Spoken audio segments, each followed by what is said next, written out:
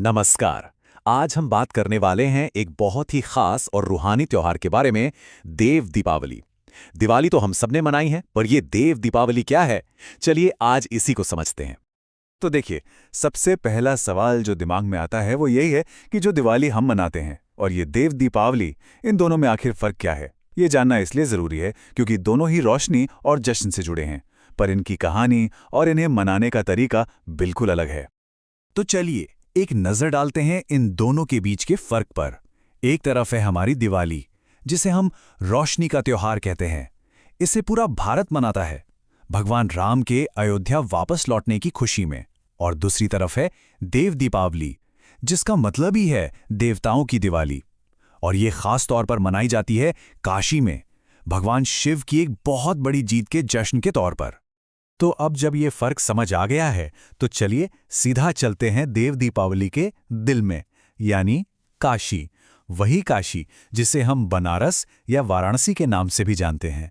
यहीं पर यह त्योहार अपने सबसे शानदार, सबसे भव्य रूप में देखने को मिलता है।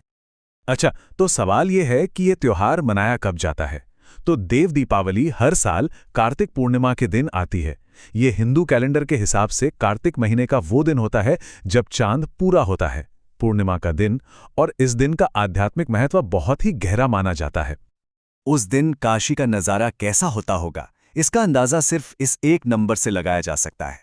10 लाख। 10 लाख से भी ज्यादा दिए। जरा सोचकर देखिए, गंगा के किनारे जितने भी घाट हैं, वो सब के सब लाखों दियों की रोशनी से ऐसे जगमगा उठते हैं कि वाकई एक ऐसा नज़ारा है जिसे भुलाया नहीं जा सकता। और इसका नाम देव दीपावली क्यों पड़ा? इसके पीछे की जो मान्यता है वो बहुत सुंदर है। ऐसा माना जाता है कि कार्तिक पूर्णिमा के इस खास दिन पर स्वर्ग से सारे देवता खुद धरती पर उतरते हैं, काशी आते हैं, गंगा नदी में स्नान करते हैं और फिर सबके साथ मिलकर दिए जलाते हैं। अब जब देवता खुद दिवाली मना रहे हों, तो उससे देवताओं की दिवाली ही तो कहेंगे, है ना? हर बड़े त्योहार की तरह इसके पीछे भी एक बहुत ही मजेदार पौराणिक कहानी जुड़ी हुई है। एक कहानी जो हमें बुराई पर अच्छाई की जीत के बारे में बताती है। तो चलिए सुनते हैं त्रिपुरासुर के वध की वो कथा जिससे इस त्योहार का जन्म हुआ। तो इस कहानी का जो विलेन था वो था त्रिपुरासुर, एक बहुत बहुत ही ताकतवर असुर, जिसने अपनी शक्तियों से तीनों लोकों मतलब स्वर्ग, धरती, पाताल सब जगह हाहाकार मचा रखा था। कहते हैं कि त्रिपुरासुर इतना शक्तिशाली हो गया था कि उसने देवताओं को ही स्वर्ग से बेदखल कर दिया। पूरी धरती पर उसका खौफ था, हर कोई उसके जुल्म से तंग आ चुका था। मतलब शांति तो जैसे खत्म ही हो गई थी। अब जब पानी सिर से ऊपर चला गया तो सारे देवता मिलकर मदद मांगने पहुंचे भगवान शिव के पास। और फिर वही दिन आया, कार्तिक पूर्णिमा का दिन, जब भगवान शिव ने त्रिपुरासुर का वध किया और तीनों लोकों को उसके आतंक से आजाद कराया। शांति लौट आई। अब इतनी बड़ी जीत हुई थी तो जश्न तो बनता ही था।